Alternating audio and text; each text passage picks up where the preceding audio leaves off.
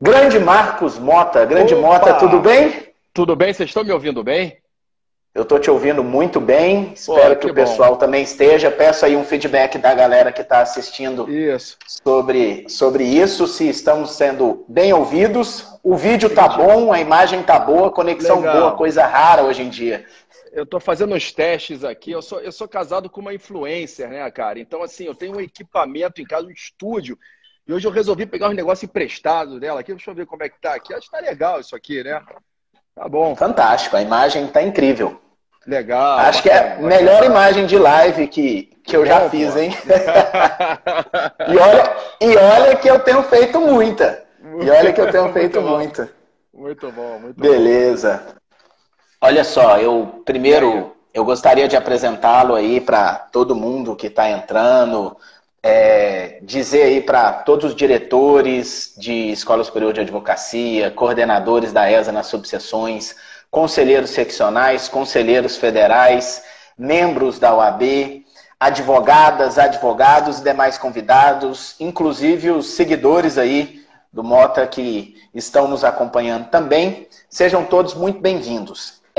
Nossa live de hoje a gente vai falar sobre os impactos da Covid-19 no mercado esportivo, de entretenimento, contar muitas histórias, dar opiniões a respeito. O Mota é uma pessoa que tem além de ser um grande advogado, que tem uma visão incrível de mercado, uma visão incrível sobre esse assunto que vai compartilhar conosco.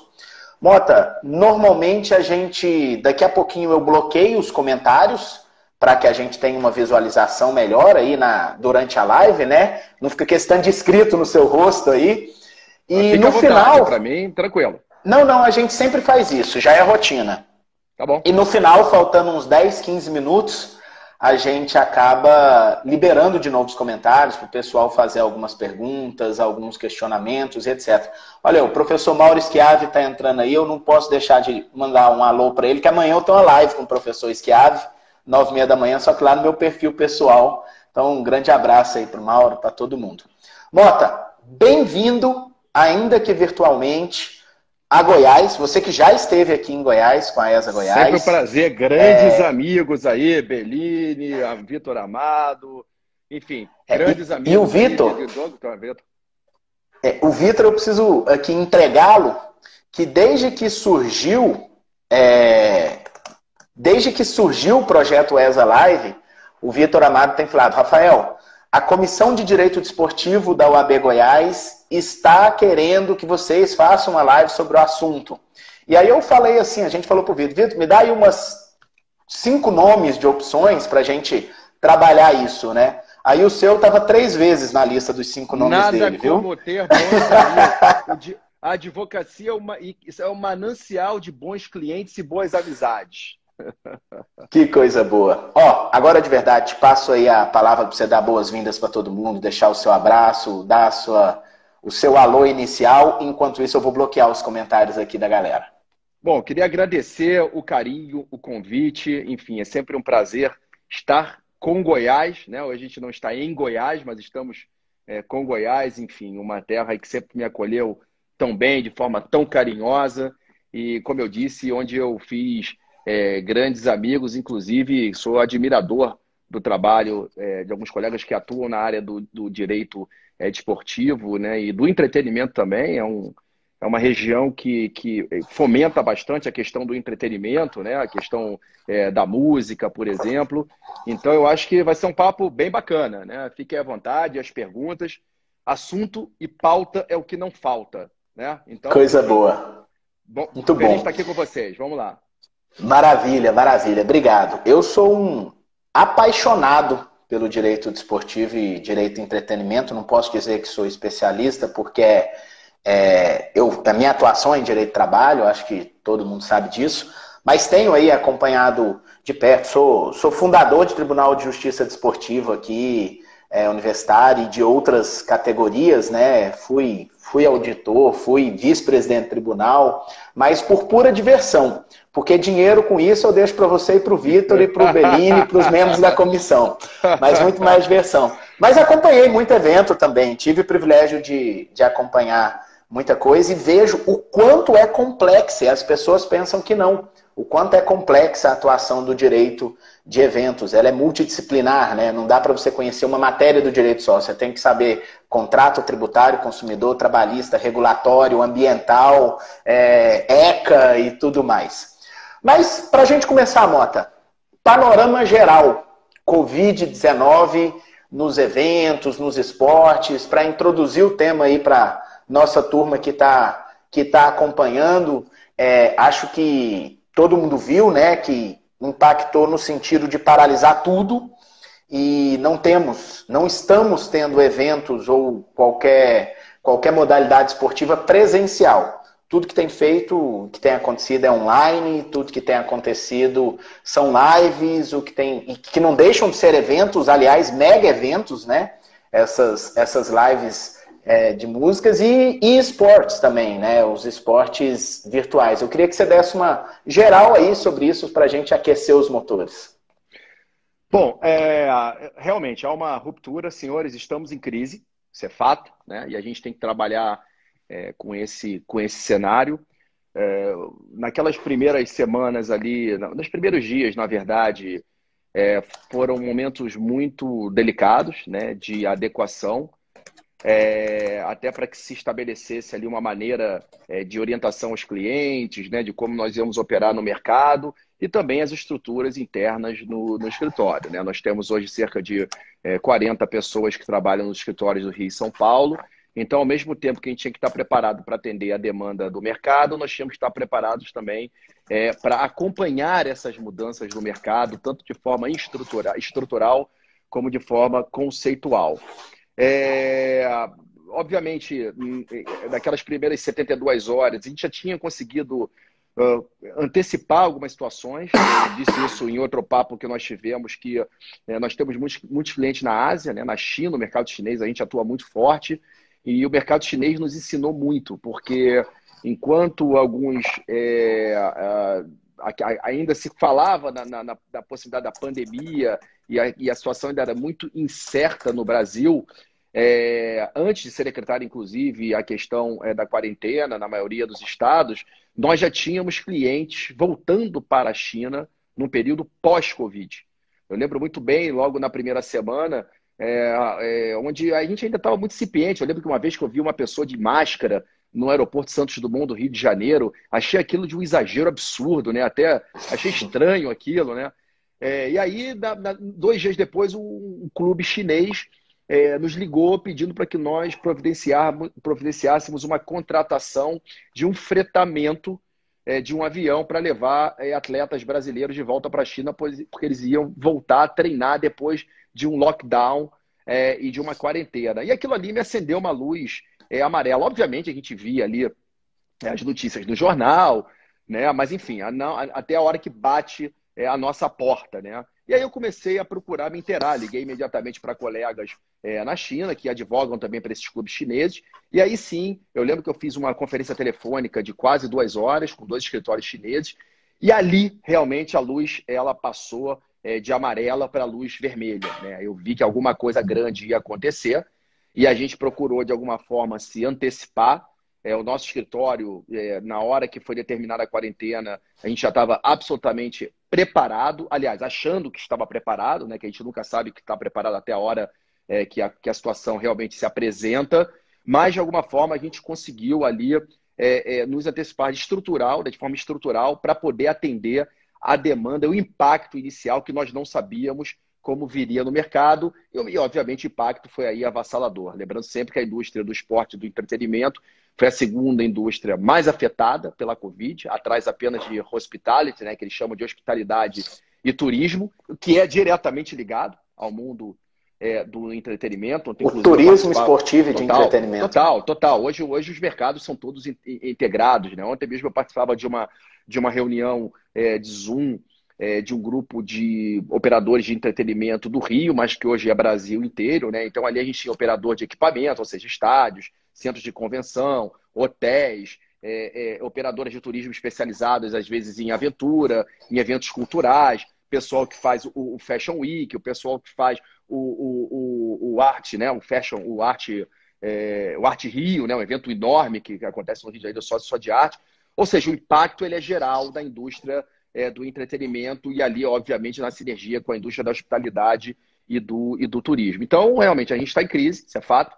E agora a gente passou já daquela fase da adaptação, né, para a fase da execução. Eu até postei isso hoje no meu Twitter, que foi um site que eu tive logo de manhã, que eu acordei já com algumas ligações da Europa em função do fuso horário. Imediatamente eu falei com a minha mulher. Falei, eu acho que resiliência, né, que é uma palavra que tanto se fala nesse momento, eu acho que ela fica bem melhor com eficiência, né? A resiliência nesse momento tem que estar acompanhada da eficiência, senão não vai funcionar e a gente vai ser responsável por isso. Maravilha. E nesse sentido de todos esses impactos, essas paralisações, esse novo cenário, a gente pode começar a criar e enxergar cenários pós-Covid, pensar inclusive em Jogos Olímpicos, em competições. Não vou nem falar sobre o retorno dos treinamentos, que mais para frente a gente volta a falar disso. Mas nessa expectativa ainda de forma ampla desse mercado, inclusive, como eu acabei de falar, o que poderia acontecer com os Jogos Olímpicos? Você já tem uma visão disso? Você que tem falado no mundo inteiro? Ainda é muito incerto, obviamente, os protocolos e o momento de cada região, de cada país, de cada continente é diferente. Nós temos países aí que já saíram da Covid e agora já estão se preparando para a segunda onda, né? E ao mesmo tempo nós temos regiões como o Brasil, que a gente ainda está no ápice, no auge, no epicentro, né? E no auge da primeira onda. Então é uma situação realmente que é muito incerto. A gente vai ter que sempre separar eventos internacionais de eventos locais. Eu acho que o regionalismo ele será muito forte nesse momento. Os eventos que têm uma pegada regional, de alguma forma, você pode ter um planejamento um pouco melhor. Mas quando você fala em eventos que têm aí uma abrangência mundial, como os Jogos Olímpicos, por exemplo, como uma Euro, né, 2020, como uma Copa Libertadores da América, onde você tem ali toda uma movimentação entre países, obviamente esses eventos terão alguma dificuldade. A gente tem que lembrar sempre que qualquer tipo de previsão, e as previsões nesse momento são fluidas e difícil de serem feitas, a gente sempre trabalhou desde o início com 3 cenários, o curto, médio e o longo prazo, e esses cenários foram se mostrando absolutamente impossíveis de serem definidos, né, para qualquer tipo de projeção, planejamento ao longo do tempo, e continuam sendo. Se alguém aqui conseguir me responder o que é um médio, o que é um longo e o que é um curto, médio e um longo prazo, eu agradeço. Hoje de manhã estava até participando também, logo cedo, de um Zoom com o Business Fashion, né, que é uma plataforma que trabalha muito também com o mundo da moda, que nos ensina muito, inclusive, nesse momento, é muito parecido com o esporte, né? A mesma coisa que você está voando, por exemplo, uma Rio-São Paulo, que é um voo de 45 minutos, né? E você está ali preparado, você fez todo o seu trabalho, fez mexeu ali no computador, ouviu o seu filme, ou seja, se programou para um voo de 45 minutos, aí quando vai faltar 5 minutos para o pouso, o comandante vai dizer, olha, esse voo que era de 45 minutos agora vai durar 6 dias. E aí depois, né, no 6º dia, o comandante diz, o voo que é de 6 dias vai durar 40 dias. Ou seja, isso quebra qualquer tipo de projeção, qualquer tipo de planejamento e, sem dúvida nenhuma, é um grande desafio. A minha sugestão sempre tem sido para os clientes de decisões, entender, né, adaptar de imediato, micro decisões pontuais, mirando sempre o macro resultado. Porque é impossível você, nesse momento, aí, adotar macro decisões, porque o cenário realmente ele é errático e ele é absolutamente fluido, né? Então, muito difícil fazer qualquer tipo de projeção nesse momento. Fantástico. E você falou sobre a regionalização e da força dos eventos regionais, e a gente percebe agora regionalmente, inclusive os clubes, né? Especificamente os clubes de futebol aqui no Brasil, que é a força motriz aí do direito esportivo brasileiro, começando a convocar atletas de volta, começando a fazer treinamentos físicos, treinamentos técnicos, e com uma dificuldade muito grande de pensar nesse isolamento e como fazer isso. Dá para pensar, Mota, em fair play físico para esses treinamentos? Tem time voltando primeiro, tem time mais preparado, tem time que ainda não voltou. De repente, se volta a competição, a gente não vai ter um desequilíbrio muito grande. Eu estava ouvindo a notícia essa semana que a FIFA está liberando 5 substituições para o jogo, a CBF já aderindo a isso, justamente para tentar equilibrar esse problema da questão física aí. Como é que fica todo esse cenário aí no futebol especificamente, né, que é quem está voltando, e a proteção desses trabalhadores e o cuidado dos clubes nesse sentido? Essa é uma pergunta muito boa. A gente tem acompanhado todos os protocolos, né? A gente tem recebido os protocolos. O primeiro que a gente recebeu logo foi da Bundesliga. Depois nós recebemos os protocolos da La Liga. E agora o da Premier League, né? Com o Football Festival, que eles têm um protocolo pronto também. Mas, obviamente, qualquer protocolo ele é pendente de uma validação e de uma autorização expressa das entidades ou das autoridades responsáveis em cada país.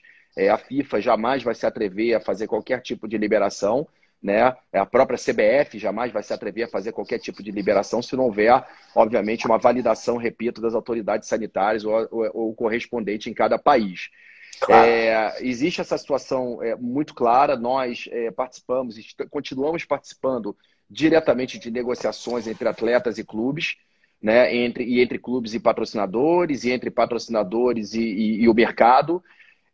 Obviamente, sempre a nossa política é de flexibilidade, né? Nesse momento, quem chega com uma postura um pouco mais agressiva e com uma postura um pouco mais firme, dificilmente consegue algum tipo de ganho. Os ganhos não são no momento, os ganhos são futuros sempre. A gente está sempre mirando o que pode ser entregue no futuro para compensar esse momento delicado que nós estamos passando de total estrangulamento dos pilares básicos de monetização e receita na área do entretenimento.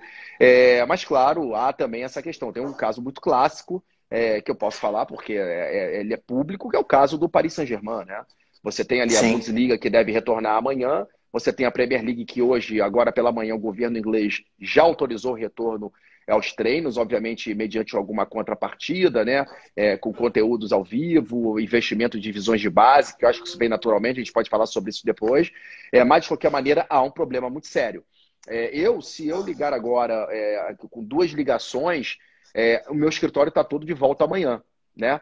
Ou seja, com 2 ligações e um interruptor, eu retorno todo o meu escritório em 24 horas. Com uma mensagem, um grupo de WhatsApp. Com uma mensagem, um grupo de WhatsApp.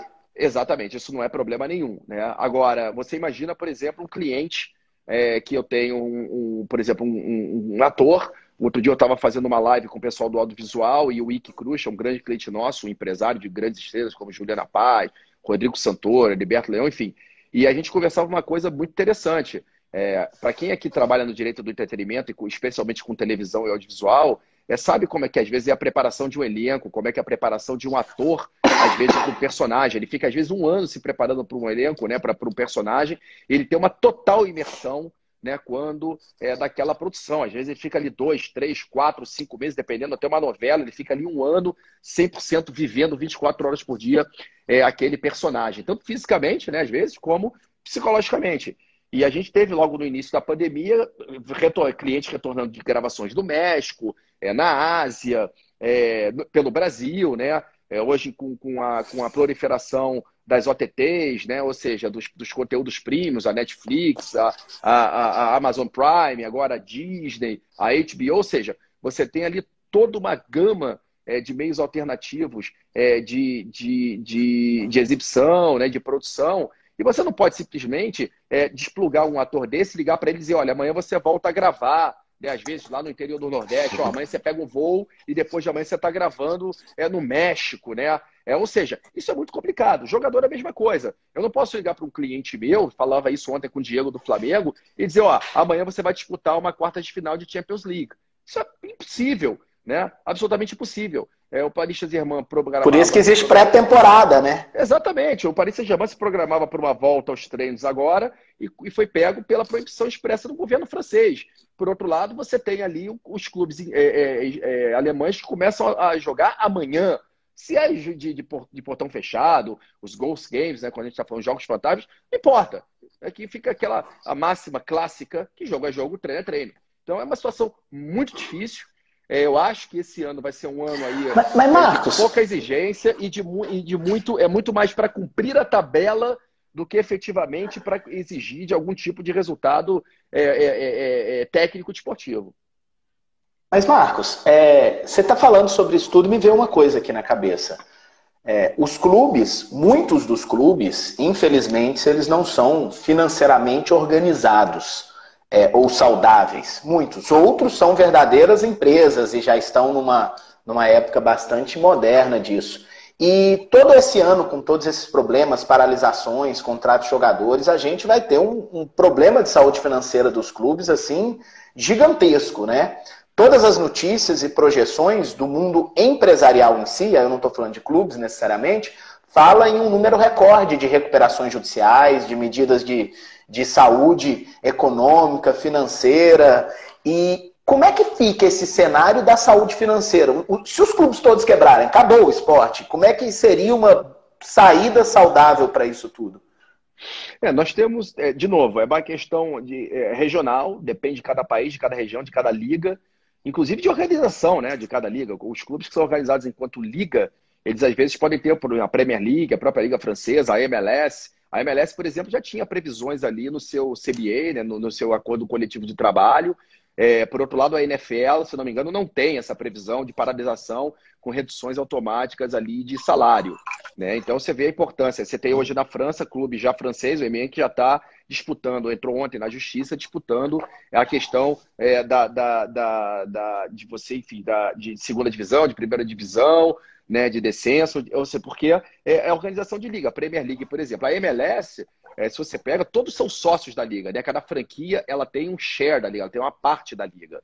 Então, se você tem ali uma quebra abrupta, como qualquer liga, como é organizada, como a própria Premier League, se você tem uma quebra ali abrupta das condições do jogo, né, da regularidade da competição, do fluxo de caixa, aí a gente pode pegar vários exemplos da parte do direito societário, né?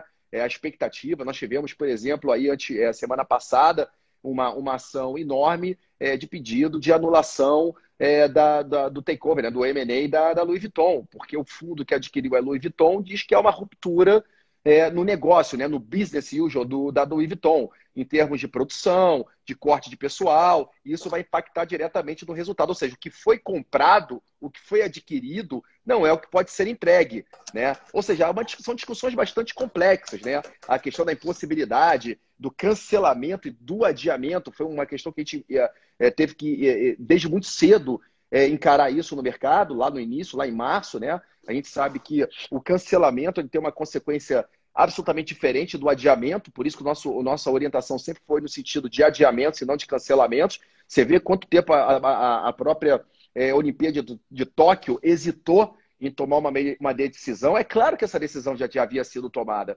Apenas o que estava sendo avaliado era o impacto. Se cancelar, se adiar, isso tudo é muito importante nesse momento, porque, como você bem disse, há um estrangulamento total dos 3 pilares básicos da receita, não do futebol, mas do entretenimento em geral, né? Que é a receita do televisionamento, né? Do broadcasting. Você tem ali também a receita comercial, de patrocinadores, etc. E você tem o estrangulamento da receita do evento, né? Seja do match day, como a gente chama, do jogo, do dia do futebol, ou, por exemplo, uma bilheteria, ou um Lollapalooza, né? O dia do evento em si, a venda do produto. Isso tudo está impactado, né? Ou seja, então, com isso, com essas faltas, a criatividade aparece. Eu falei isso ontem até na nossa live da Hubstage, para o presidente do Bahia, que está fazendo um trabalho espetacular, que a ausência de alternativas deixa a mente espantosamente clara, né? Ou seja, nós não temos muitas alternativas. Então, nesse momento, você vê o Bahia acelerando a transformação digital dele. Eu tenho clientes aqui da parte de varejo, que nós atuamos na parte de publicidade, desde contratação de shows, eventos, etc., que tiveram que acelerar suas transformações digitais que estavam programadas para 1, 2, 3 anos, para 3 semanas. Né? Ou seja, o bonito disso tudo, se é que a gente pode extrair alguma coisa bonita dessa situação caótica e tão triste que a gente está vivendo nesse momento, o número de mortes a milhares aí, né?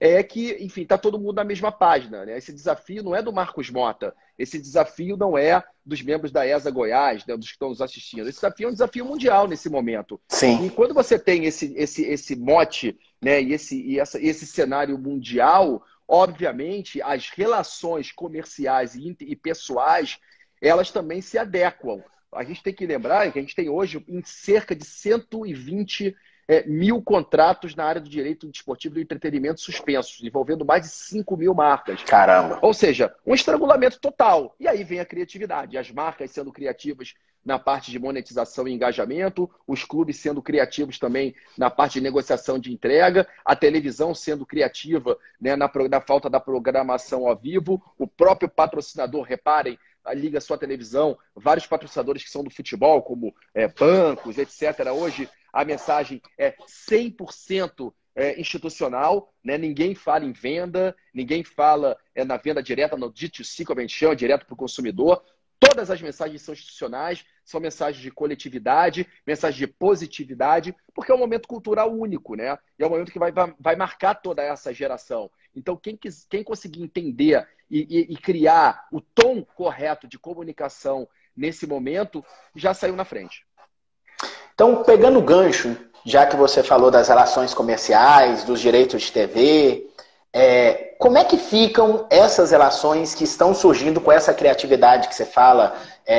Não sei se você pode falar sobre isso, direitos autorais em streaming, essas transmissões, patrocínios de transmissões. Essa criatividade, ela tem acontecido de que forma? Eu acho que o pessoal tem até muita curiosidade de saber isso, né?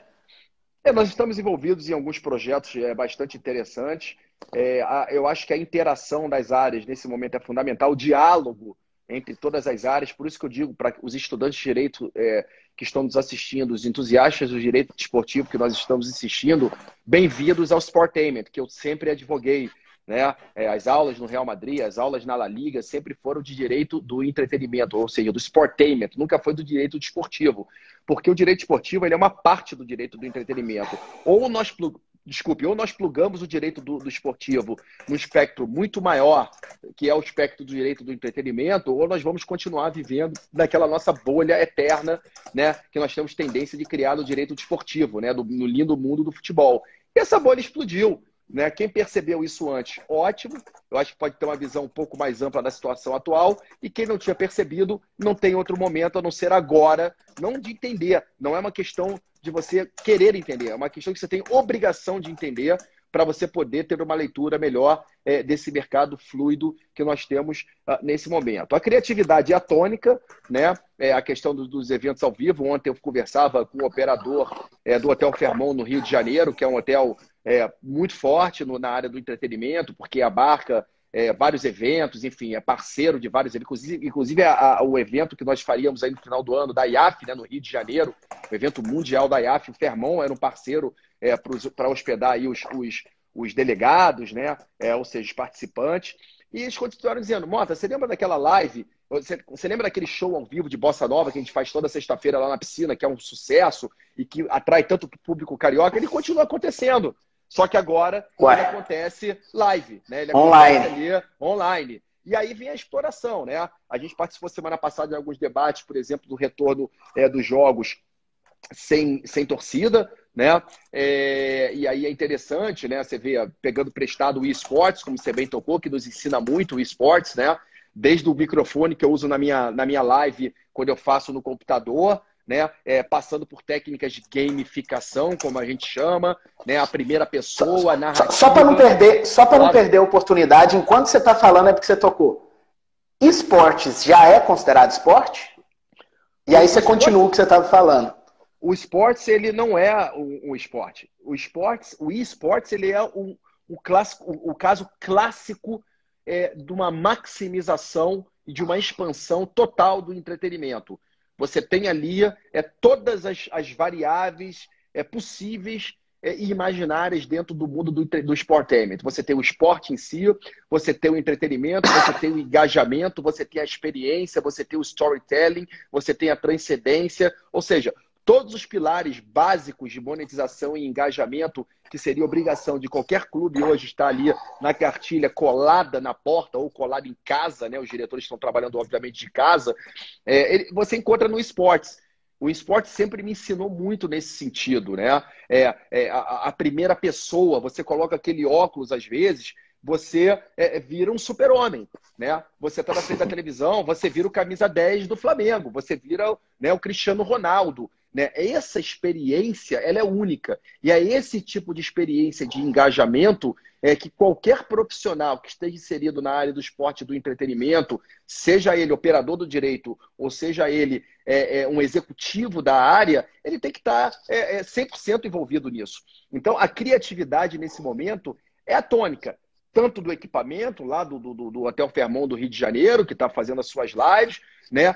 Na área do esportes. Você pega a Red Bull, por exemplo, que pegou o seu embaixador de cricket, que é um jogo super elitista, super restrito, né? Regiões muito pequenas, pegou o cara e botou para disputar o Grande Prêmio de Fórmula 1 da Austrália com o seu piloto, né, de Fórmula 1. Ou seja, ali você vê a inteligência da Red Bull, né?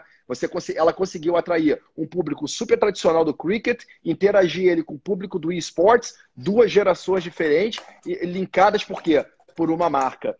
Isso é sensacional. E eu gosto muito, inclusive, desse exemplo da Red Bull que eu sempre uso. Eu desafio alguém aqui que esteja nos ouvindo agora e nos vendo. Entra agora no site da Red Bull. Alguém tenta comprar uma lata de Red Bull. Se alguém conseguir, por favor, volta aqui e me diz. Você não consegue comprar lata de Red Bull no site da Red Bull, que é um contrassenso, né? Mas, enfim, porque eles não vendem lata. Eles vendem experiência. Né? A gente está acostumado, já fez vários contratos com a Red Bull de clientes nossos, e sempre essa é a tônica. Ou seja, isso é histórico da marca, é o que fez da marca o que ela é. E é o que várias marcas estão tentando fazer hoje. Os clubes de futebol não podem estar atrás, passos atrás. Eles têm que hoje se transformar em verdadeiros hubs de comunicação, verdadeiros hubs de informação, e aí sim fazer uma conexão direta com o seu torcedor. Senhores, nesse momento, a lealdade ao fã, a lealdade ao torcedor, a lealdade ao consumidor é a tônica. Quem agora tenta fazer qualquer tipo de venda direta ou qualquer tipo de approach agressivo de venda, está para trás, já ficou para trás. E aí eu já puxo o que você acabou de falar com o Twitter que você fez hoje, que eu entrei na sua conta antes da nossa live aqui, e que você fez uma provocação muito interessante. Que as assinaturas de streaming ganharam, parece que 4,5 milhões aproximadamente de novas assinaturas, e você fez uma provocação muito interessante. Os clubes vão continuar arrotando o número de torcedores, você não usou arrotando, né? Você utilizou um outro termo muito mais polido. Mas esse termo é perfeito.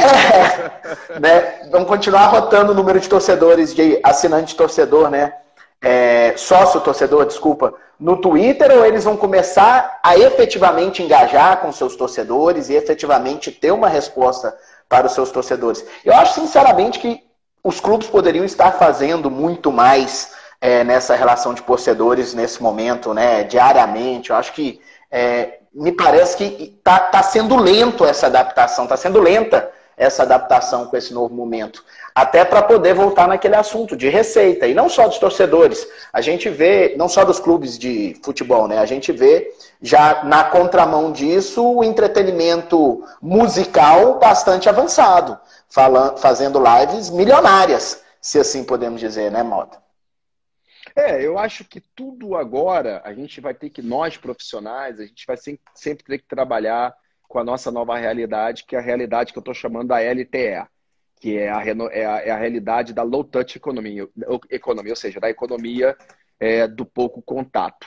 Né? Essa que vai ter que ser a tônica. Essa nova economia, ela vai guiar como nós nos portamos, como nós socializamos, como nós nos alimentamos, como nós nos exercitamos, o nosso tempo livre, o nosso tempo de entretenimento, o nosso tempo com a família, tudo mudou. Como a gente viaja, ou seja, a gente estava até ontem discutindo questão das audiências do CAS, né? Eu que viajo tanto em função do meu mercado, como é que vai ser essa mudança, né, daqui para frente, ou seja, tudo vai ser nesse sentido. E, obviamente, como você bem disse, né, eu acho que os clubes, na verdade, eu não digo nem podiam estar aproveitando mais, eu acho que eles podiam estar aproveitando melhor. A questão agora ela não é quantitativa, ela é puramente qualitativa. Perfeito. Né? Perfeito. Eu acho que eu sempre brinco que você alardear número de sócios torcedores é a mesma coisa de você alardear que você ficou milionário jogando o jogo no banco imobiliário, né? Ou seja, não serve para nada.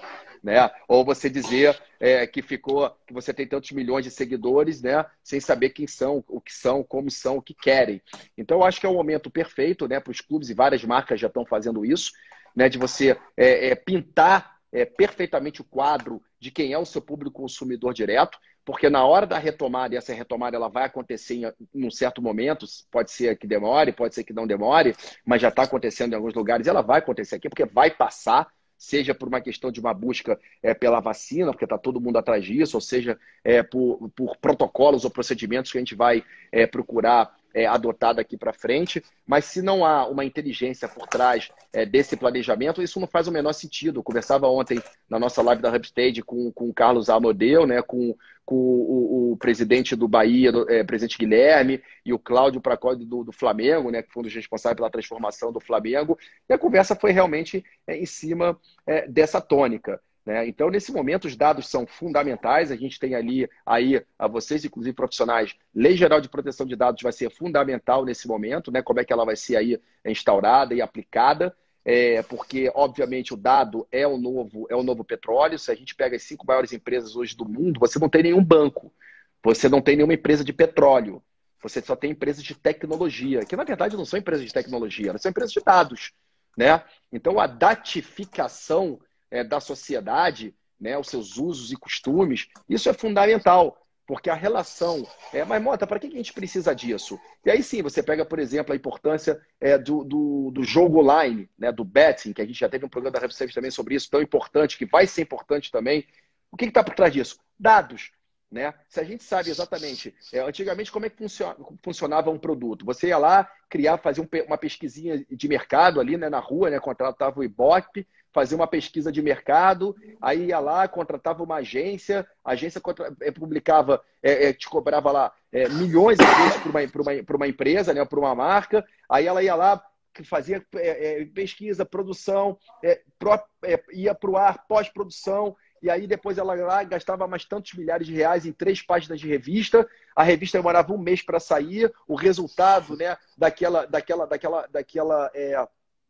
propaganda, daquela campanha, ela viria só depois de 3 meses, ou seja, o mercado já tinha mudado, o que era verão já era inverno, para quem trabalha aqui com indústria de moda sabe o que eu estou falando, e hoje em dia eu faço uma pesquisa aqui no Twitter ou no Instagram, né? Eu lá imediatamente atingo 50 mil pessoas no Twitter, mais 30 mil no meu Instagram, que eu sei exatamente quem são, meu público, eu sou nichado, eu sei muito bem quem eles são, né? E assim são as marcas. Então quem não tivesse inteligência por trás, a retomada vai ser muito importante, porque os projetos eles serão muito mais enxutos, que vai demorar para você ter novamente toda a capacidade econômica e financeira que você tinha antes. Então, quem tiver um projeto específico, focado e nichado, sem perda de tempo e sem perda de dinheiro, vai conseguir conectar melhor com o seu patrocinador. Mas para isso, você tem que ter a inteligência, porque na hora que você for oferecer a sua marca ou o seu clube for oferecer algum tipo de pacote atrativo para o patrocinador, mesmo para a televisão, se você souber exatamente quem é o seu público consumidor, o que ele quer, quando que ele quer e como ele quer, isso sai muito mais barato e é muito mais efetivo. Perfeito, fantástico. A aula não é só de direito, não. Também é de marketing e posicionamento de mercado. Incrível. Isso serve para todos nós, hein? Isso serve exatamente por isso que eu estou falando. É aula de marketing e posicionamento de mercado. Isso serve para advocacia. Eu falo muito sobre isso na advocacia, para a gente parar de ficar... Inclusive eu falo para advocacia início de carreira, para de se apresentar como advogado e faz as pessoas entenderem o que você faz, sem você precisar dizer, né, o que você falou. De conexão com o seu público. Eu sinceramente, são duas coisas. A gente tem que quebrar alguns paradigmas da advocacia. A gente tem que flexibilizar algumas liturgias, né, da nossa profissão. Né? Obviamente, algumas são necessárias e para sempre serão, acho que até são importantes, mas, obviamente, essa transformação digital que já vinha acontecendo... Eu tenho 49 anos e eu já vinha nessa transformação digital há algum tempo, né? Quem aqui me acompanha sabe disso. Alguns reclamam, outros criticam, outros apoiam, mas enfim, eu sempre acreditei nisso, né? Sobre essa desintermediação da informação, né? E assim, e como eu disse, o Covid ele não inventou muita coisa, pessoal, ele só acelerou os processos, tá? Então os processos que aí vinham para o bem e para o ruim, eles foram acelerados. Eu não consigo entender, alguém aqui por acaso ainda distribui currículo? Alguém aqui por acaso ainda anda com cartão de visita? Né? Ou seja, certas situações que são absolutamente impensáveis, né? Primeira coisa que a pessoa faz quando quer saber de alguém, o que é? Procura na rede social, joga no Google, né? A melhor coisa que tem, um cartão de visita é um nome, uma marca. Mas quem é que está por trás daquilo? Eu até falei isso outro dia com um cliente nosso da área de varejo, um cliente muito forte, nível nacional. E eu falei, olha, é a hora de você se apresentar. A sua marca, ela leva o seu nome. Eu gosto de gente que bota o jogo, né? Bota para o jogo o seu próprio nome. Quem bota o nome lá na marca. O meu escritório é Michele Mota, o meu nome está lá, né? Ou seja, mas quem é o Mota? Né? É dessa maneira que você consegue se comunicar e engajar muito melhor, porque cada vez mais as experiências é que vão valer, o orgânico é que Sim. vai valer. Né? E como é que você cria esse orgânico? Como é que você cria essa experiência? Contando história. E a história você só consegue contar quando você faz uma total desintermediação da informação. Todo mundo aqui tem uma história para contar, e diferente uma do outro. Você só tem que encontrar o seu tom e o seu nicho. Fantástico. Eu ratifico tudo que você disse. Eu acho que, até como conselheiro federal da OAB, nós estamos caminhando no sentido de repensar. Outro dia a gente fez uma live aqui com o diretor do Conselho Federal que está no grupo de trabalho de repensar as redes sociais da advocacia e pessoal criticando muito, por exemplo, as lives, né?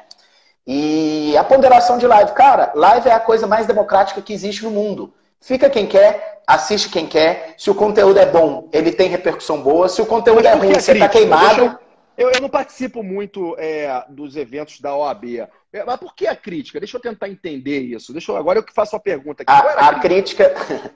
A crítica ela é sempre ligada à prospecção ilícita de clientela, né? Porque a advocacia ela não pode fazer publicidade, não pode fazer marketing, não pode ter uma coluna específica em um programa de televisão, de jornal e etc. E aí o pessoal está equiparando lives a uma prospecção ilícita de clientela. E o que é que a gente pensa, o Conselho Federal? Uma coisa é eu trazer informação. Igual nós dois estamos fazendo aqui. Fantástico, incrível. Não existe nada a se repreender. Se você, Marcos Mota, quiser fazer 16 lives no seu dia e guardar as outras 8 para você comer, mas você passar 16 horas do seu dia fazendo live, não tem problema nenhum. O que não se pode é questionar a questão do conteúdo. Você está aqui, olha, vamos processar fulano, me contrata para isso. É essa prospecção que é ilícita. É isso aí que a gente tem que combater. Não a existência da live. Claro, eu sou um professor, né? Eu acho que... olha que exatamente. Conteúdo de informação. Claro. E assim, quantos alunos estão aqui nos assistindo? Quantos profissionais estão aqui nos assistindo? Senhores, nesse momento, as perguntas que vocês têm são as perguntas que eu tenho. São as perguntas que todos nós temos nesse momento, né? A ansiedade, como vai ser, como será. E se a gente não tiver essa troca de ideias aqui muito franca, muito aberta, né? Enfim, eu sou um professor. Deixa eu te falar. Eu vou te convidar depois para a gente fazer uma live no meu perfil sobre isso, porque eu estou no perfil institucional, tem algumas coisas que eu até gostaria de falar, mas não convém. Claro. Sobre a reflexão a isso, porque eu, sinceramente, meu posicionamento pessoal é que a gente precisa progredir muito, inclusive na legislação da própria Ordem dos Advogados do Brasil a respeito disso. Mas eu sou apaixonado no tema e vou me empolgando e a gente vai mudando aí completamente. Esse debate ele tem que estar, como eu falo, nós temos, além da Covid, nós já tínhamos uma chaga que nos acompanhava há algum tempo.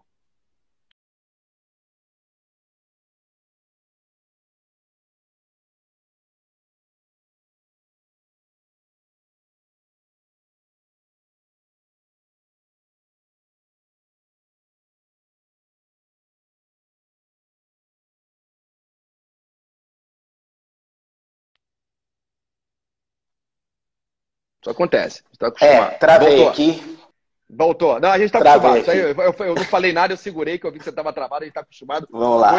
Coisas você estava na chaga que nos chega e travou tudo para mim. Assim, que eu estava dizendo, antes da Covid, nós já encarávamos uma chaga à humanidade toda, que é a chaga da hiperinformação. Né? Nunca se soube sobre tanto e tão pouco, né, sobre as coisas. Exatamente por esse excesso de informação que nós temos. Né? A era da digitalização nos permitiu isso. Né? Nos permitiu uma boa informação, mas também nos permite fake news, enfim, informações superficiais, né, sem nenhum aprofundamento.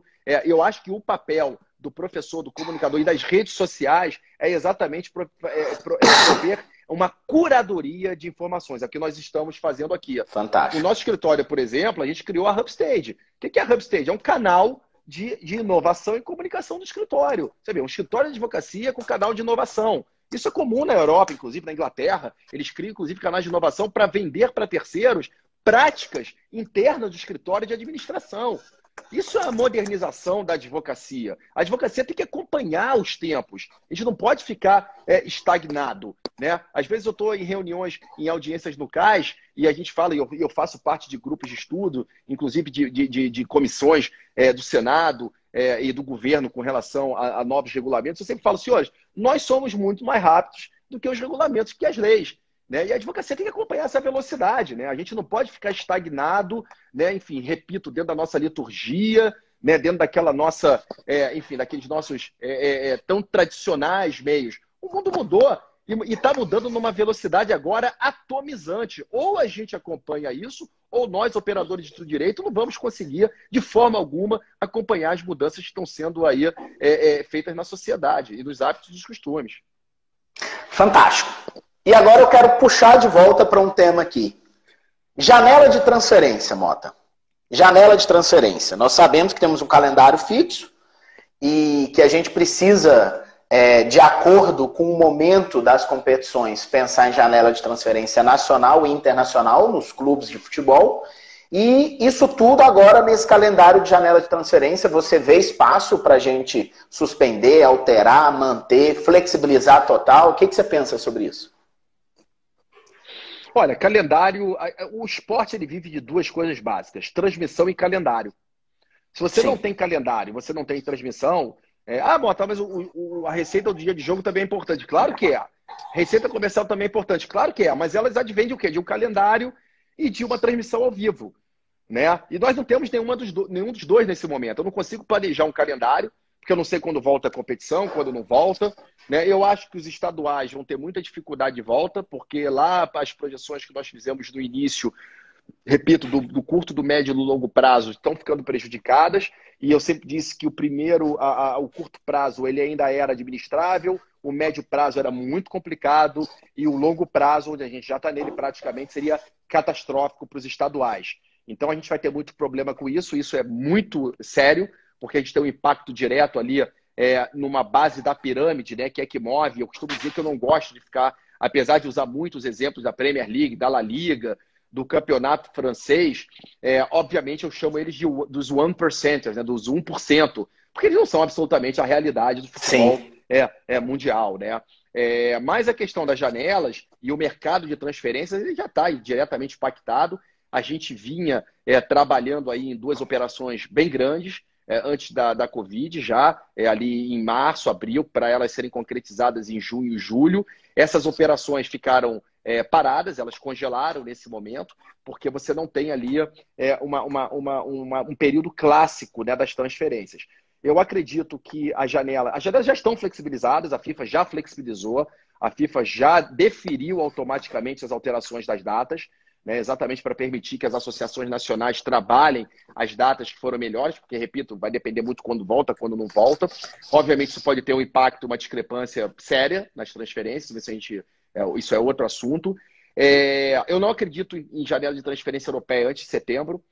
Para mim está muito claro a estratégia dos clubes compradores. Primeiro vamos passo a passo. Voltamos aos treinos, voltamos às competições e aí a gente fala das operações. Claro que os grandes clubes do mundo eles já estão ali todos com o mercado mapeado, eles já sabem quem eles querem comprar, quem eles não querem comprar. Vai haver uma mudança muito clara na relação clube-comprador, clube-vendedor, dependendo muito do mercado que a gente está operando. Obviamente, nós somos um mercado vendedor, nós temos aí uma desvalorização absurda do real, né, frente ao euro, frente ao dólar. Isso vai impactar diretamente. Ao mesmo tempo, alguém pode me dizer, bom, então os clubes mais ricos vão vir com um apetite predatório, né, em cima dos mercados menos favorecidos. Eu acho que sim. Não vejo também isso como um grande problema. Como eu disse, a bolha estourou. Vai ter esse ajuste já vinha sendo feito desde o ano passado, ele foi acelerado agora. Então, os valores de transferência tendem a cair. Eu estou prevendo ali uma queda entre 20% e 35%, dependendo do mercado. Os salários também vão cair. As negociações que nós estávamos fazendo já caíram. Então, também tem toda uma questão de imagem, né? Você não pode agora um clube simplesmente europeu, repito, quando os corpos são contados aos milhares, anunciar uma contratação de 100 milhões de euros e pagando 10 milhões de euros por ano por um atleta, enquanto na semana anterior ele fez corte de funcionários, corte, né, de salários, tanto de jogadores como dos seus funcionários, dos seus diretores. Ou seja, não faz muito sentido, nem sob o ponto de vista de mercado, nem sob o ponto de vista de imagem e de relações públicas junto tanto aos seus patrocinadores como junto aos seus torcedores. Vai ser bastante desafiador, mas ele vai acontecer. O futebol vive de ilusão, o futebol ainda vive da fantasia, os grandes clubes vivem de contar histórias e nada melhor para contar histórias do que um grande craque, né? Nada melhor do que conectar com a sua torcida, conectar com o seu patrocinador, do que você ter um grande craque que nada mais é do que a materialização de todos os anseios, alegrias e agruras aí do torcedor comum. Fantástico. Ontem a UAB, lá no Conselho Federal, a Comissão Nacional, estava debatendo um projeto de lei que fala sobre a recuperação judicial dos clubes de futebol, né? De forma bem sintética, você acha que a medida é positiva ou não? Olha, eu acho que engraçado que a gente tem encarado muito essa situação. Ontem, inclusive, eu tive uma conversa com o ministro do TST, ele me ligou, ele viu uma live dessa, como a gente está fazendo aqui, uma colocação que eu fiz, e ele resolveu me ligar para a gente conversar exatamente sobre algumas situações que estão se apresentando. E eu disse a ele que essa situação, ela obviamente, a proporção dela é nova, mas não é uma situação que seja diferente do que algumas decisões que nós já temos em tribunais internacionais. Né? Tanto na questão da pandemia, lembrar que nós tivemos o Ebola em 2015, tivemos um debate ali muito interessante com a Copa da África, que estava programada para o Marrocos naquele ano, e esse caso foi levado a julgamento na Corte Arbitral do Esporte, e ali ficou muito bem definido a diferença aí entre a impossibilidade e a dificuldade da execução do contratado, né? Ou seja, da entrega do que foi contratado. Sugiro vocês que deem uma olhada depois nessa decisão do CAS, da Federação Marroquina, Copa da África, CAS, eu não lembro o número, depois eu posso passar para vocês. Ou, por outro lado, várias decisões da própria FIFA e do próprio CAS, no que tange a questão de débitos de clubes que já vinham enfrentando situações antes da pandemia. Eu acho que vai valer o bom senso, né? Obviamente. Eu sempre digo que a força maior que a gente tanto está alegando hoje em dia, que está lá prevista no Código Civil, se não me engano, artigo 393, né, se não me engano, eu sempre digo que o 393, ele obrigatoriamente tem que vir acompanhado do 422, que é a boa-fé contratual, né? Então, ou seja, essa boa-fé contratual tem que sempre estar preservada. Então, a gente tem 3 situações muito claras, eu disse isso ontem ao ministro, eu ousei dizer, que as situações têm que ser analisadas caso a caso, né? Você tem a situação da total impossibilidade da entrega do contratado ou da continuidade do serviço. Você tem a possibilidade, mas com dificuldade da entrega, apenas às vezes por um fluxo de caixa, que você precisa manter o negócio rodando e para isso você precisa de algum alívio ali momentâneo. E a terceira possibilidade, que é a total má-fé da parte contratante, que se aproveita de uma situação dessa exatamente para continuar a sua má prática, né, e a sua má gestão. Eu acho que a má gestão, ela não pode ter nenhum tipo de anistia, nenhum tipo de alívio. Então, eu sugiro sempre muito cuidado ao analisar, e é o que a gente está adotando, inclusive, do escritório, a análise sempre caso a caso, né? Obviamente, sempre muito compreensível com o que está acontecendo no momento. Fantástico, Mota. A gente está caindo aí nos 5 minutos finais, 4 minutos finais. Passa muito rápido quando o papo é bom e tem conteúdo. Joga aqui os comentários. Tá aí. Já liberei aí os comentários. Tem até algumas perguntas muito específicas. Acho que não vai dar tempo da gente falar. Mas eu queria que você repetisse algo que você disse lá no comecinho da live, para a gente fazer uma mensagem final, quando você falou sobre a resiliência. E você até disse que tuitou. E eu aproveito para convidar quem está acompanhando a gente a seguir aí o Marcos Mota no Instagram. É um grande professor, um grande advogado, tem histórias, experiências incríveis. O Twitter dele também, inclusive a mensagem, a frase que ele falou foi a frase da inspiração dele, matinal. Eu queria que você repetisse, porque todo essa live a gente faz um card depois que termina, Legal. com a foto do nosso convidado e com essa frase marcando. E aqui que eu anotei, a resiliência fica bem melhor com eficiência. E eu queria que você explicasse por quê, para a gente encerrar e se despedir na sequência. Bom, obrigado mais uma vez pelo convite. Foi um prazer estar aqui com vocês. É sempre boa essa troca aí, no meio de tantos amigos queridos aí que eu sei que estão nos acompanhando. Eu acho que a gente tem experimentado isso tanto na nossa vida pessoal como na nossa vida profissional. São três momentos muito claros, né? E eu tenho, enfim, o privilégio de ter trabalhado com mercados complicadíssimos, como o Oriente Médio, inclusive com conflitos de Ucrânia, etc. São três fases muito claras, né? A fase pré-pandemia, né? Onde a gente tinha todos os nossos sonhos, anseios e planejamentos. A fase durante a pandemia, né? Que você tem aquele momento de adaptação total, de mudança total de rotina, de estratégia, de dinâmica de vida profissional e vida pessoal. E acho que agora a gente já está na terceira fase, né? Que é a fase da resiliência, mas repito que ela obrigatoriamente, nesse momento, ela tem que estar acompanhada de eficiência, né? Já é a hora de nós encontrarmos o nosso tom, apesar das dificuldades, e passar, repito, a conjugar o nosso poder de resiliência com o nosso poder também de execução e de entrega, que aí sim que é o poder da eficiência. Mais uma vez, muito obrigado aí a todos. Resiliência tem que estar acompanhada da eficiência. Essa é a nossa frase do dia de hoje. Para quem perdeu algum pedacinho aí da live e vale a pena assistir ela inteira, porque foi incrível, ela fica gravada aqui no Instagram da ESA Goiás e depois a gente sobe ela para o YouTube da ESA, ficando aí permanente para todo mundo que quiser assistir. Marcos, quero agradecer muito a você, todo mundo que está nos acompanhando. Quero agradecer com muito carinho aí, especialmente os nossos colegas advogados da Comissão de Direito Esportivo da OAB Goiás, na pessoa do presidente, do Vitor Amado, a quem eu estendo para todos os... Isso, a quem eu estendo para todos os outros. Vitor é um grande amigo, uma pessoa muito querida, entende muito do assunto aqui conosco. E dizer que Goiás está sempre de portas abertas para você, para o que precisar. Agradecer muito e até a próxima. Muito obrigado, ESA, mais uma vez, a todos os amigos, Bellini, Vitor e todos os que eu esqueci. Desculpa, eu sou às vezes meio avoado nesse sentido, mas fica aqui, obviamente, o meu carinho e muito obrigado aí por tudo. Valeu.